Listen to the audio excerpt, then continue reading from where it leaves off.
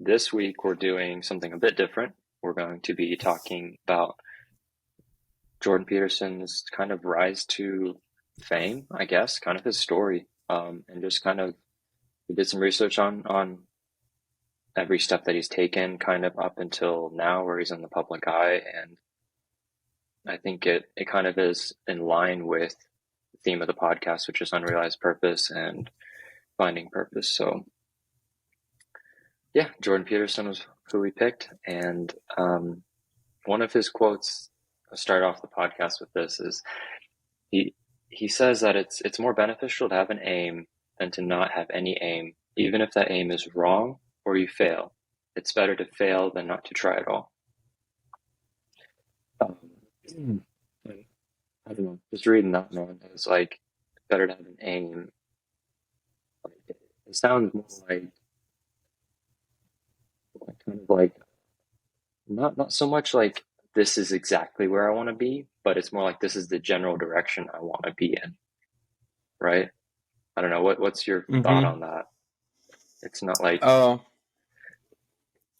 yeah. Well, what a great person to look at, Jordan Peterson. He seems like a guy that has it all together. Like, but he'll tell you he doesn't. But anyways, yeah. So like, it's beneficial to have an aim than to not have any aim, even if the aim is wrong or you fail. Because if you're guaranteed if you don't aim to fail. So I mean, that's the simplicity of it. But like when I was younger, there wasn't like anybody that aimed me into a particular direction, and maybe there shouldn't have been. Maybe we have to decide. Okay, I'm gonna try and do this because this is what I'm passionate about right now. Maybe you're a young video gamer and you're like, I want to try to be the best video gamer, so I'm going to aim my passion this way, and you say, well, that doesn't quite work out. Okay, well, maybe let's go this way, and maybe construction will work out for me. So you aim yourself that way and you're like, yeah, this is a bit rough and I don't like this. So you just kind of just keep aiming and maybe missing here and there until you kind of find your spot in life and what makes you happy and um, what fulfills your desires. And so that's one thing. And in case anybody's like kind of thinking like you should not do something because it's not your aim. Um, for instance, like taking a job at McDonald's or something like that, that gets you to the location where you want to be. Nobody wants to work at McDonald's for the rest of their life, or at least I've never heard anybody tell me like, yeah, I want to work at McDonald's for the rest of my life. No, it's like that gets you. So you shouldn't be afraid of doing things that you don't necessarily want to do. Sometimes we have to do things that we don't want to do to get to where we want to be. So, yeah, the McDonald's thing, man, it's like one, you'll probably learn what, I mean, you learn different skills. I mean, yeah. the way you learned them may not be the best. I mean, but hey, if you're like a cashier, you're taking orders, you have to learn how to deal with people, upset people, and that translates further into life. Um, just thinking about like my aim, dude, I was in landscaping, mowing, groundskeeping, like that's where I started. Every Kansas And boy is. yeah, for real, man, dude. Oh yeah. And my goal, I'm not like an outside person. Like I like being outside, but if it's to work, it's like, not so much. And I was like, all right, my aim is to get off of this whole landscaping train, work from home. So I started aiming in the direction of e-commerce, and that didn't work out so well. So I was like, all right, maybe I'll learn more about marketing. Maybe that's why. So I learned marketing, then I learned social media, and then I grew on social media, and then I built an agency helping people grow on social media. And then I got a job, like a what, freaking salary job doing social media, and now I do both. So like I don't know what the next aim is going to be, but working on that. And it's just kind of funny how that journey is, where it's like the aim, I didn't start out being like, all right, I'm going to be an amazing social media growth guy. It just like slowly worked its way there, I think. Um, Yeah, and so, like it might still change. Like in 5, 10 years, you might just be like, okay, mm, I'm gonna go this route now. Um, that's what's awesome about it. But because I started out the same way, landscaping. I wanted to make money, and I wanted to be able to buy things I wanted. And so my parents didn't have any money, and they weren't going to buy me the things that I wanted. So they said, you're the quote they use is like, if you want allowance, you have to go work for your allowance. So it's basically like get a job. This is a nice way of saying get a job. So I had to saved up my money, bought a lawnmower, started mowing lawns, made money, bought more lawnmowers, bought a weed eater, started buying stuff. Eventually up to a truck, and things changed. Now I work a regular 7 to 4 at a hazardous waste facility. It's not my dream job. I'm not going to be there forever, but I'm there right now, and it takes care of me. So that's not my end goal. But it's the process of getting to where I want to be, and so um, and I don't mind it. It's not bad work.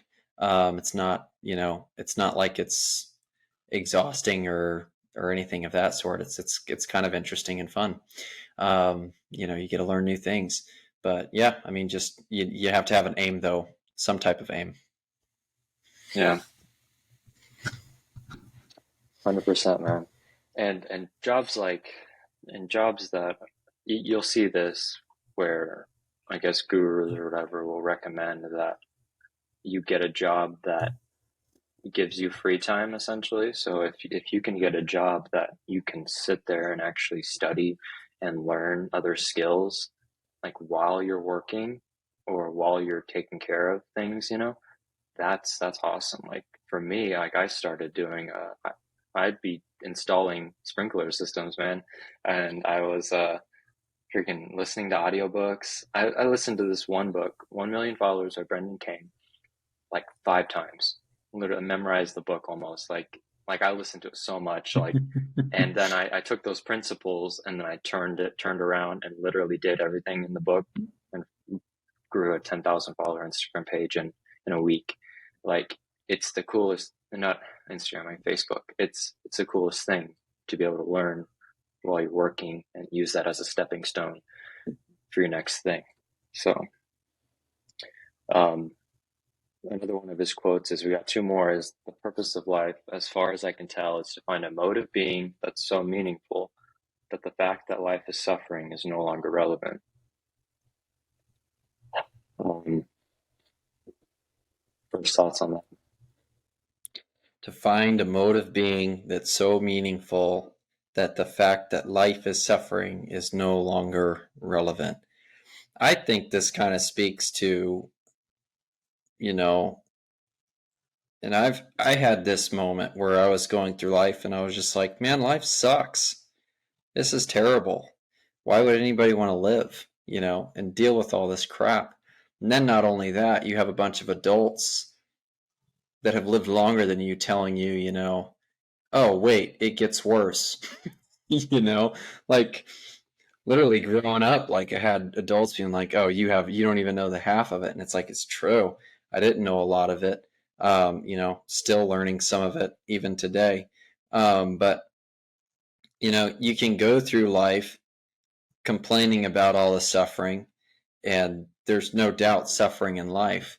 Or you can go through life having a purpose, which is what he's getting at here. And because that purpose is so far above you and greater than you, that the suffering it's irrelevant. And so, because you know what you're doing matters and it's important. Um, I think, I think that's kind of where that quote leads me to. Yeah, I like the way you put that because that if your life, like I could definitely catch myself thinking this way, or at least I used to, where if it's all about me, and things aren't going so great, what's the point? Like why get up early to do this if it's all Yeah. about me? But when you take on a bit of responsibility, like and and focus on things outside of you to make things a little bit better for someone else, maybe even, dang, it changes the whole dynamic. Um, the way you worded that, dude, really, really, really good. Yes, well, one of the ways he says here is he also words it interestingly in his quote. He says, a mode of being um, that's so meaningful. Um, like everybody has their own religion or what they think is their own God. And actually, I think Jordan Peterson talked about this a little bit of what kind of guides them and leads them. And so when he says, I think when he's saying right here to find a mode of being that's so meaningful is, find something that you believe it means purpose, you know, and really that's the mental way you have to go about it. Um, if there is, which I believe that there is, but if there is an actual, a completely structural truth that this is purpose and this is not purpose. If we just have those two things and there's no in between ground, you either have purpose or you don't have purpose. If you go through life believing that you don't have purpose, yeah, your life is going to suck really bad. So you have to somehow in your mind figure out what is, or at least lie to yourself and tell you that you have purpose, because otherwise life is really going to be suffering and suck. And so when he says find a mode of being, he says because a lot of people, you know, a lot of us at times we're going to do things that we're saying, this is my purpose, this is great, this is wonderful. And then we're going to figure out, or we're going to have that aha moment where we go, oh, everything that I did was completely useless, or well, not completely useless, but not as useful as I thought it might be. So I think that's important to remember too. Is you have to mentally um, uh, accept that there is a purpose. You have a purpose, even though you might not know exactly what that is yet. Right. And you can write your own purpose too, almost, or it's like I think there's a few people like Andrew Tate, and I hate referencing him to a degree sometimes, but like he's like one of the things he said was like you inherent as a man, you're inherently unvaluable. Like you have to create your own, like you build yourself to do whatever that you'd like to do. So I don't know, it's almost freeing to be like, okay, well, I get to do this now. This is what I'd like to try to accomplish. I'm gonna go build myself up, you know. Anyway, I don't want to go down a deep rabbit hole of like male and female roles and all that stuff, but like anyway, it's definitely freeing to realize that like you do have control over where you go in life. Oh yeah, for certain.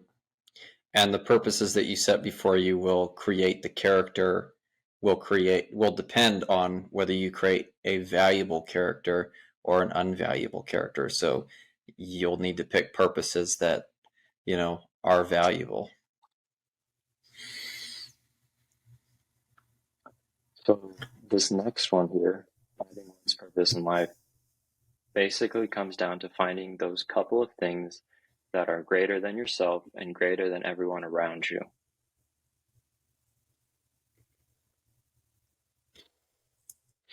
Something to sit with. That's a good Because like statement. the like the same, like there's the commonality between those three lines there. It's like it's greater than yourself. Like that's the biggest thing to pull from it. It's like it's not about you, you know? Mm-hmm. Or anybody else. Explain that. Well, he says, Let's have this conversation, man. all right, finding those couple of things that are greater than yourself and greater than everyone around you. So, first of all, you have those couple things, okay? And I mentioned my couple things in a podcast earlier. It's like there's a few things that are greater than me and everyone around me. God, my country, and my family.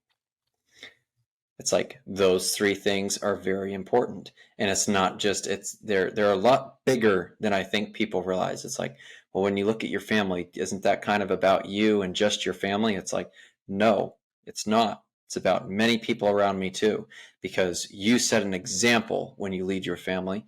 Um, Everybody sees you, and so it's much bigger than that.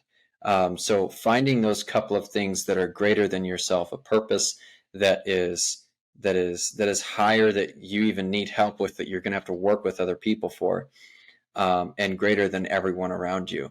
And I don't, I'm pretty sure that Jordan Peterson is I don't know if he's come out and said he's a Christian, or if he's necessarily religious. I'm sure he's religious to some degree. But this quote is, I mean, it kind of points straight to that, is that there is a God, there's a greater purpose for your life, and you kind of need to acknowledge that. Because I mean, that's what life is. I mean, if nothing else, like I said earlier, it's like if there's purpose, if you agree on the premise that there's purpose, and then there's everything else that's not purposeful, you have to understand what gives purpose, who gives purpose. And I know the definition in the dictionary is, we can give ourselves purposes, yes, but I'm not talking about just regular purposes. Well, I've made it a purpose to, make my coffee this morning, or something like that. I'm talking about life's purpose at the end, what matters. And so it's finding those couple of things that are greater than yourself and greater than everyone around you. So a great purpose, something you spend your whole life doing, no matter where you're at. So if that kind of unpacks it. Yeah. I don't know. Have you ever heard of one of his speeches? He had talked about like we're all indirectly connected to like a million people. Like we're all like um touch like a million lives, that sort of thing. Because like if you know five people, then you influence their lives in any way. They know five people. They know five people. Like it's such a ripple effect that like it's almost real whenever you talk about, whenever you just mentioned God and country and family, like even if you only had the relationship with your family, Mm-hmm. you indirectly affect a lot more than just your family. So if you show up every day as trying to be a better version of yourself, not even for yourself, it actually affects a lot more than you think. It's Yeah. kind of weird to think about. Yeah. Yeah. Yep. That's true. You affect a lot of people. Um, there was, there's so many illustrations I could use. Somebody just came to mind, a guy that used to come to our church, and nobody would have looked at him as a influential character or anything. He had like been drunk for the majority of his life. Um, but in the last like 10 years of his life that he flipped it all around, and he started doing some great things. Um, and we had like we'd have like our youth and our kids activities, and this dude, I don't know how he pulled it off, because he was a scary looking dude, like, but when we pulled up to pick him up, he'd have like 30 kids ready to go. Like he'd fill a bus. Like he's like, here's the kids in the neighborhood. I rounded them up. We're gonna go and and they'd all hop on the bus and they would go. And he just, he had a huge effect on my life, just in one statement that he said. I think he was sitting outside the church one day and he was like, and he would tell this to every kid. He would tell them to everybody. He was like, dude, just trust me. He's like, it's not worth it. Just don't ever touch alcohol. Miss out on it. It was like, that's coming from a guy that spent 30 years of his life completely wasted just because of alcohol. And so, but it's like the effect that he had on a ton of different people, in the last 10 years of his life, just in one simple statement. Um, I don't really remember any other statements that he had, but what an effect, to stop, hopefully to help other people listen and say, hey, just don't ever do that. You don't have to. So, but anyways, that illustration after illustration on that one. Yeah, definitely going to go a lot of different ways with that. Yeah. You want to hop into his story, I guess, kind of just where he started and kind of where he's at now, I guess. Yeah, sure.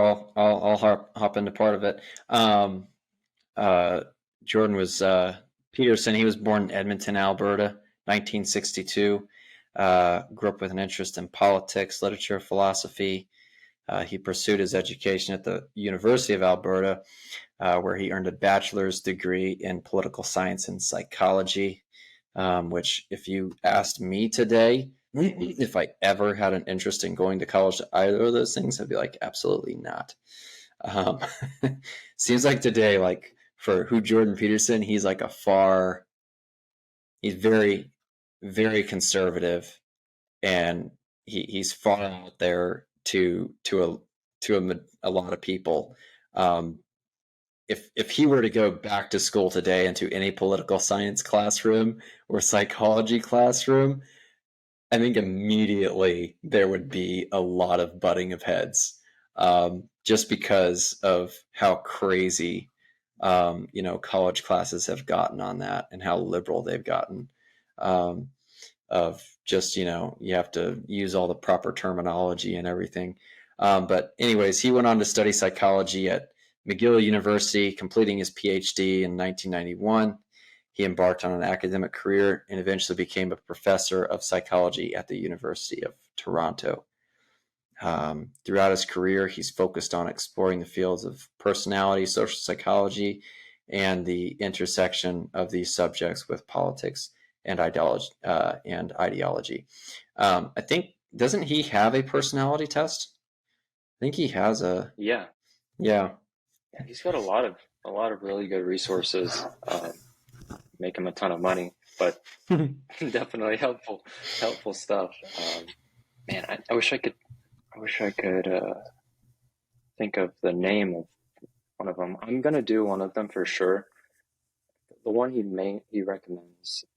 So if you listen to any of Jordan Peterson's speeches, he'll recommend his his course, because he recommends it to university students, Mm-hmm. and it's the one main one that he always recommends. So yeah, I'm definitely gonna take it. Have you taken any of his? I haven't. I wanted to. I did take a IQ test once. I think it was the BMI IQ test. But I want to take his because I think he has an IQ test, um, which IQ is always hard to, test. It's a bit difficult to test that on somebody, and get an accurate reading. But nonetheless, that's the test I would want to take. I think of his is his IQ test. Yeah, I'll have to look into that, man. I didn't know he actually had an IQ test. I was thinking more like a discovering yourself, asking deeper questions sort of test, which I, man, I looked it up and I forgot the name of it, but Yeah, I was yeah, pretty sure he came out with. I could be wrong. Maybe he doesn't. Maybe I'm just imagining this. I thought he had an IQ test and then a personality test. and I would like to take his personality test. That would be cool. Um, I mean, I've taken a couple of those. Yeah. But anyway, so yeah, obviously throughout his career, he's focused on, exploring the fields of personality. He has a personality test, social psychology, and the intersection of these subjects with politics and ideology. And definitely in the last few years, we've seen him a lot in the news. In 2016, age 54, Peterson gained significant attention after publicly opposing Bill C-16 that required the use of gender-neutral pronouns. And Peterson argued that the bill infringed upon free speech rights by compelling individuals to use specific pronouns. You got any thoughts on that one? Yeah. We talked about this before we started recording, that like I think it's really unique that it's age 54. Like he's been building up, like he's been preparing almost, Like I think, I mean, it's so interesting to see the ages of all these like really influential people. Like the first person that comes to mind, man, like the founder of KFC. Like, wasn't he like 60 something years old he was really old when he built this like really big franchise. And like, I just think it's really significant that like you don't, if you feel like it's too late at 24, uh, there's like, man, I think Gary Vee preaches on this a lot too, where it's like it's never too late, that sort of thing. Definitely gives a lot of hope because man, I'll be 23 next month. Mm-hmm. Dude, I feel like my life's almost over, but in reality, it's just beginning. Uh, so, and anyways, moving on to the why he became, you know, more well known. I think that's interesting. Um, without getting into all the gender stuff because I'm still studying that and trying to, and maybe that's why I like the our podcast a lot, is because I just feel like people without purpose get lost in these gender defining things. Like it gives them a box of purpose by identifying with something that gives them value, you know, they feel gives them value, makes them a part of an attacked or a minority group. I'm still working that through my head and just trying to learn as much as I can about this, but it does bother me. I definitely would say that. Oh yeah, for certain. There's a list of reasons um, people go down that route, thinking they're a man or thinking that they're a woman, um, and they get to the complete point where they're in complete denial about it, which is really sad because seems to me after somebody goes into like a deep denial, there is no pulling them back out, or it's very difficult to pull them back out um, of what they decide they're going to believe in, regardless, even if it's been proven wrong. Um, but yeah, and I love the idea to not get too sidetracked on that. But yeah, there's never an age that's too old. I think the KFC guy, I looked it up while you were talking. He was like 35 or something, I think, but it probably didn't take off. Seriously? Yeah, but I mean, if you think about it, when he started KFC, it probably didn't take off until another 10 years, I would imagine, or 15 years, to build a franchise. So he's probably 50 years old by the time he sees, 100 stores or 50 stores, and then it's Right. Maybe worldwide. that's what I had read. And so, Maybe that's what I had read. yeah, I mean, everything takes time, and it's not going to be tomorrow. I mean, maybe for some people it will be, but everybody can't be that way. So, yeah, I mean, Jordan Peterson here, perfect example. He's 54, decides to say something on television, and it goes, crazy. And I think one of the reasons we see things like this go crazy is because it wouldn't have gone crazy if there wasn't a large amount of people that agreed with him. if there weren't a large amount of people that agreed with him, they would have shoved him off to the side, and he would have never, you know, he would have never been anything after that. So you have to have a large amount of people that agree with you. And so I think, when you hop onto subjects like this, um, it's there's a lot of people out there that agree with them. So I'd be careful before you just jump to one conclusion and go, yeah, he's crazy, he's nuts, he shouldn't have opposed this at all. This is completely normal. It's like, well, there's a lot of men that disagree with it, and a lot of women that disagree with it. And so, because otherwise it wouldn't be, you know, uh, massively argumentative. So, but Right. Yeah, it's weird that common sense is a far right trait. yeah, yeah, it's strange. It really is. Um, but and not only that, it's like it's such a bill that's so it's you're gonna demand someone call you certain names. It'd be like me. I mean, it is like me demanding that people call me, that they don't call me any bad names. It's like you can't demand that of people. It's like, and if you do, good luck. Like they've tried that in other areas. It doesn't work.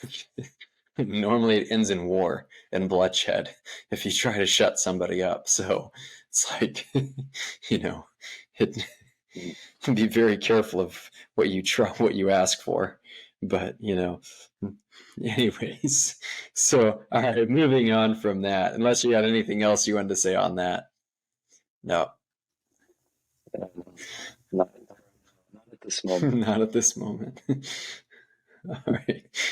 So, in a series of YouTube lectures and interviews that Peterson articulated his concerns about compelled speech and political correctness, what he saw as the erosion of free expression on university campuses. And if you don't agree with that, you can very easily go and look at. I think they call her the Gun Girl. I think that's her name. Have you ever heard of the Gun Girl? Mm-mm. I'm pretty sure you can YouTube her. I'm pretty sure she's still called the Gun Girl, but there's several people that try to go on campuses and have conversations that end up getting kicked off, or mobs end up trying to push them out. And not to be hurtful to any institution or anything, but it seems like a lot of these campus universities kind of give in to the mob, and they just let them decide what they want on their campus. And so we ought to be careful of that type of attitude, because that attitude is going to carry out into the real world, which is not good. To silence somebody that you disagree with, that's never a good idea. But the videos that he posted, they gained millions of views and propelled him to everybody knows about him now. Everybody knows who Jordan Peterson is. And I think a lot of people, they'll recognize you, and they'll recognize other people. They'll propel us to being more known in our community, if we, are bold enough to speak the truth, to speak out what we believe. It doesn't necessarily even have to be the truth, but speak out what you believe, and then you'll find out whether it's the truth or not. So, but anyways, any thoughts on that? Yeah. Obviously, just thinking about the belief sort of thing, but I definitely would, especially in my experience, it's better to know what you're talking about before you say things. And maybe that's why I'm so quiet, because Hmm. like I don't know things, and I don't want to speak out on something that I'm just not 100% sure of. But man, like the fact that he's actually done all the research, he's done all the work up until what, 54, which is when he became popular. It was like he had done the work. He had seen the Mm. lows and the highs. Like the like one of his examples is like looking at the dragon, facing, seeing the dark. So I think he's definitely credible enough. Like I definitely couldn't speak on any of the stuff, like a lot of what he talks about, just because I don't have the knowledge. But yeah, that's my take on it. Like definitely do your research before speaking out on certain things for sure. Because like a lot of these things you'll see on Instagram and TikTok, like you've seen these reels where just some random guy walks up to these group of people and is like, "Hey, what do you think on this?" And they're like, "Well, da da da da da." They spout off like one, two sentences that every single other person is going to spout off. And then you ask them why, and they're like, "Well, I don't know." You know, it's because they don't actually know. They hear something, and they're like, "Yep, I'm going to identify with that and move on." So, anyways, Yeah, I know where you're getting at because you don't want to immediately start talking about something that you have very little to no information on. That is absolutely true. Um, there's a guy on YouTube, Steven Crowder. He's pretty big. Um, he does this bit. I forget what the bit's called. Shoot. He asks a question, and then after the question, it says "change my mind." It's called the "change my mind" bit. Um, and obviously, he's prepared. He has information, and you go into it, you walk into it that way. And I think it's good to, if you have done a little bit of research in it, it's good to go check it out with somebody. That's how we sharpen each other. Is we talk about something that maybe we're not 100% sure on, and we get to the bottom of it. I think what we see most people doing today is is we did research on it and we think we know it all, and somebody proves us wrong or puts us in a tight spot, and so people end up getting angry and walk away rather than, no man, you were wrong, you weren't ready for that argument, go back home, put that argument down, figure out if there was a flaw in the argument. If there wasn't, maybe you're wrong. You know, get some more info on it. You just learned that you're not as wise as you can be. And so I think that's definitely one thing that we have to do, is we have to be willing to ask questions. We have to be willing to be wrong. Um, because it's like people like Jordan Peterson, he was, until he was 54, then he finally started talking about things that, that were affirming to others, it affirmed others. And so, if we don't talk out, or if we don't have conversations, we'll never really get to that point um, where we finally figure out the truth or work out the truth. Um, and so, but yeah.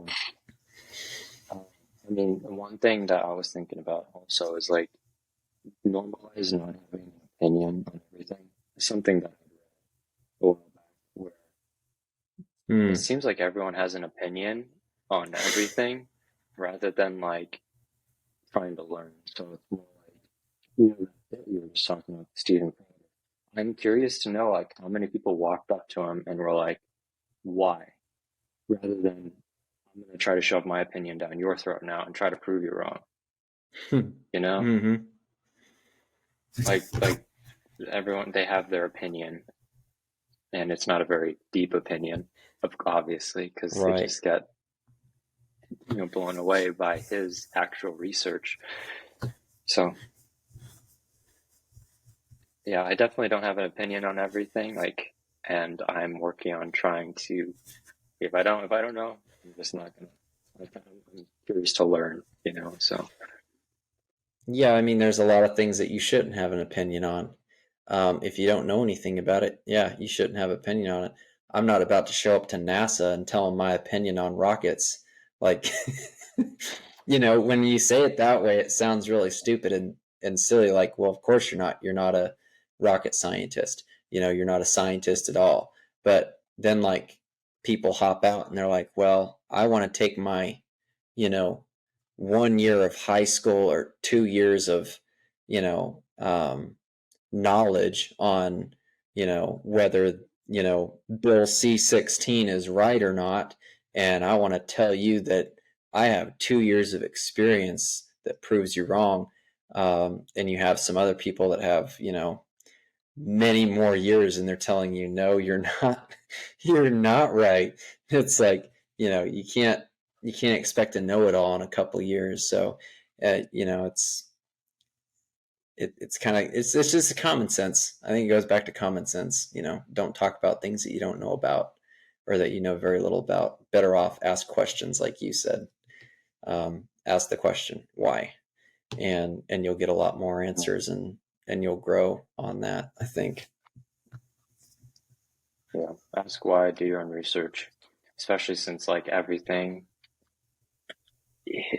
The more I go down the rabbit hole of research and just listening and paying attention to things like the whole COVID thing,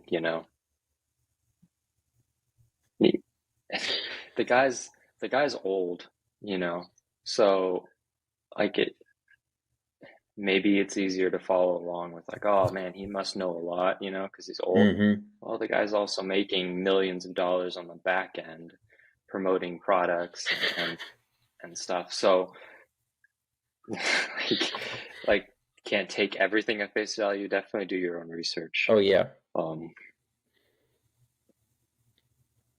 so yeah, we completely. can move on, but ask why, do your own research. That's what I'm going with. Yeah, ask why, do your own research. Yep, that is a good. Yep.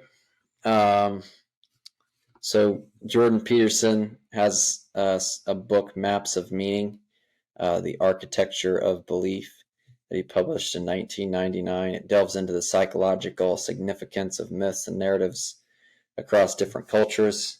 However, it was his second book, which I've heard of this one. I have not read it, but I hear it's really good. Is 12 Rules of Life, an antidote to chaos, released in 2018, that brought him widespread recognition, and international recognition and acclaim. But his popularity now has led to invitations for public speaking engagements, which have been great. Talks at universities, conferences, media interviews. Um, uh, his rise to fame was not without controversy. Critics accused him of promoting far right ideologies or engaging in dog whistling, which he denied. But he clarified that his intentions were to foster open dialogue, challenge ideological conformity, and encourage critical thinking. And I think, like, when you read through that, and people always want to slap a sticker on somebody and think that they're up to no good. Some people are just that way. Um, it's important to know, like, normally with your conservative right leaning people, they all disagree with each other. Like, but they agree to disagree and they move on. And so it's like, I love Jordan Peterson. I think he's a great guy. There's a couple things I think I've heard of him. Can't remember what they are, but there were a couple things that I heard him say one time. I was like, I don't know about that. Um, you know, but other than that, it's like a lot of the other things that he says. It's like, okay, yeah, that's true, that's true. And just like you said, ask why, do your own research. There's been things I've come across of his that I was like, I don't know about that. And I go research, and it's like, oh yeah, it looks like he's right on that, or go do my research and I don't know if he's right on that. There's there's always going to become um, people that say, "Oh, you're doing this for evil bit," and it's kind of ridiculous. I don't know where to go from there. You have any thoughts on that? I'm 100% behind the fact that he definitely wants to encourage like open dialogue and just having conversations because the fact that he'll go on interviews and he'll sit with people and he'll actually question them, bring up ideas, bring up recommendation or experiences, bring up references, and then truly have a debate. Like the fact that he doesn't like if they say something, he doesn't like sit there, clam up, and be like, "You're wrong," and start screaming, which every single blue-haired millennial out there most likely does. But um, like he definitely is open to conversation, and I think that's a huge takeaway for people. And even like what we're doing here, we're just having conversations. Like I do agree with everything you say, but maybe you are right. So it's I agree 100% with you on the fact that we definitely need to be okay as people with being wrong, but then also finding out why you may be wrong or why they may be right, that sort of thing. So Yeah, I think those people that I think the crowd is growing of the people that immediately just want to like slap on a sticker like you're far right, you're a conspiracy theorist. I think there's actually a lot less people like that than we really think. I think like it's just blown out of proportion because those are the type of people that want to blow it out of proportion.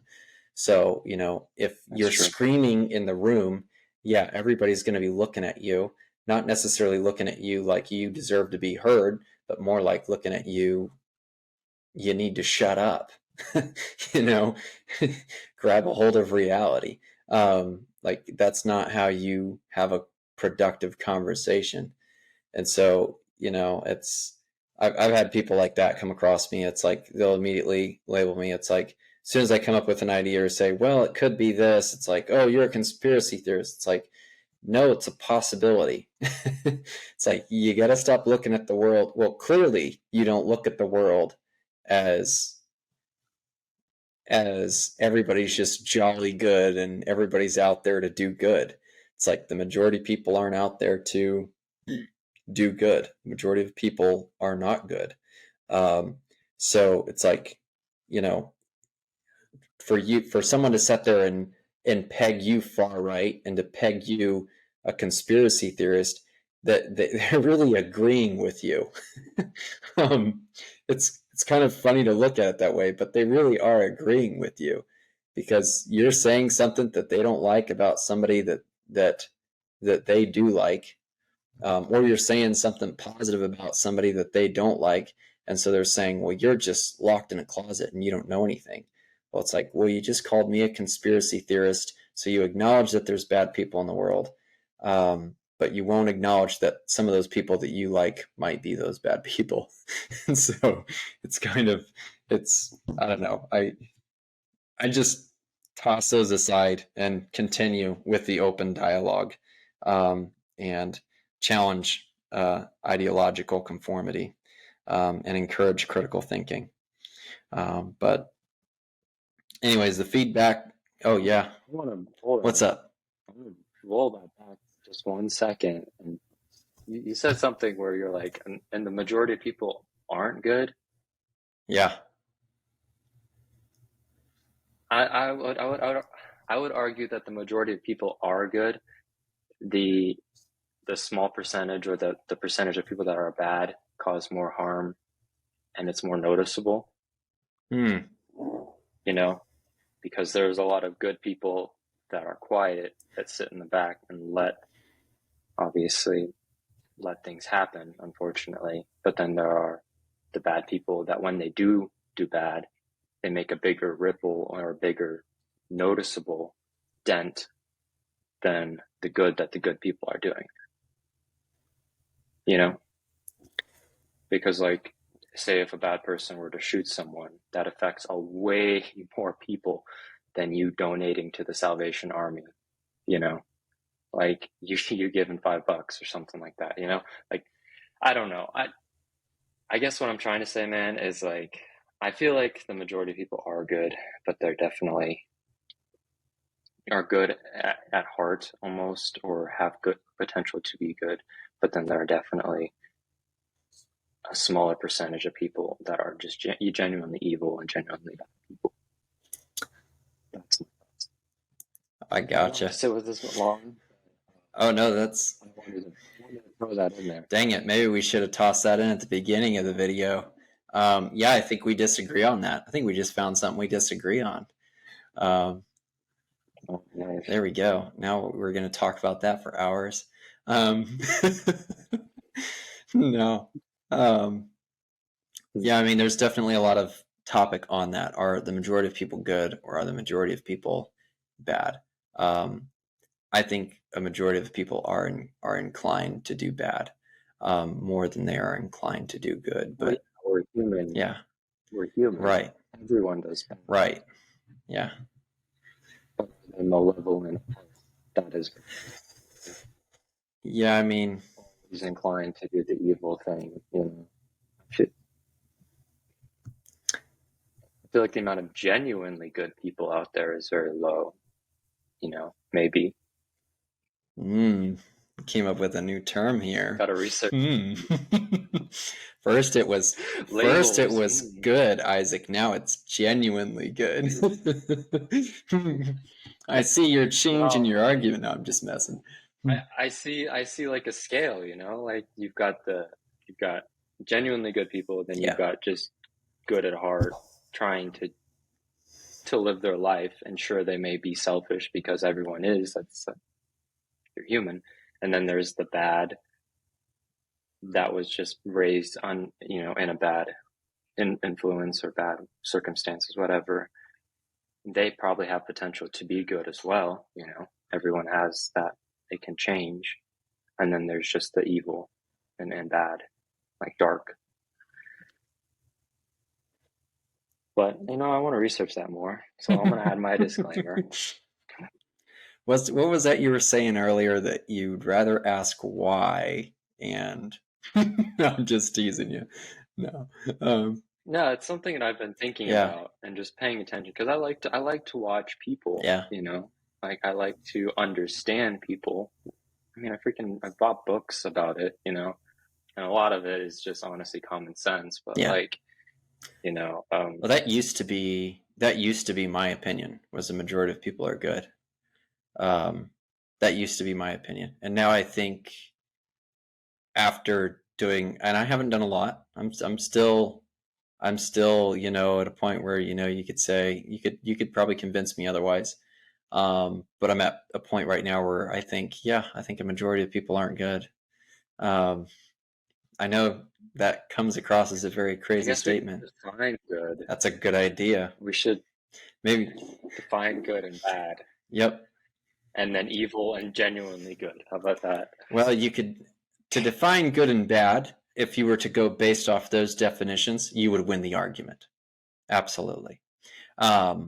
If you defined good and bad. If you've defined righteous and evil, I believe that I would win that argument. But, you know, it all depends on your definition. Then we'd have to define righteousness, though. Yeah. Because who are we comparing that to? Who's the standard of righteousness, almost? Mm-hmm. Well, you know who my standard is. Exactly. Yeah, but there are other religions that are very similar to, you know. Anyways, let's move on of the episode and come back to this in 10 years, you know. So it'd be good to have maybe this that's conversation a good thing for another podcast. Are people good and are people bad? Yep. Which one is less extinct? I don't know. Anyways, I think that wraps it up, man. But Yeah, the last part is like on, on his I guess how Jordan Peterson crafted or how he's crafting his role and his speaking and his books. And it seems like and it seems like that a lot of what he has to say is just from his experience with connecting with people. Like when one of his speeches, he even said this he where he was bringing up the role of responsibility, and he could see the lights turning on for people. Like they understood, and they're like, oh, responsibility isn't actually a bad thing. It's good. It gives life purpose, gives life meaning a little bit. And then he started to speak more on that because he could see that the audience can really connect with it, and then feedback. So I mean, obviously his life isn't over, and hopefully we'll get to see a lot more good from him. So, anyways, I enjoyed this episode. as did I. You going? Yeah, man. Thanks for watching. Thanks for tuning in with us this weekend. You can find our video on just about all the platforms, a lot of them, Spotify, probably Instagram. You can find our link. Make sure and follow our page, Unrealized Purpose Podcast. And did I miss anything? No. So you just look anywhere. Yeah, just look it up. Well, it was good talking with you. Well, we got a new Matt Main on the podcast next week. Was supposed to be on this week, but he'll be on next week talking about finding joy in the journey of life. So that'll be an interesting one. I've always had good conversations with him,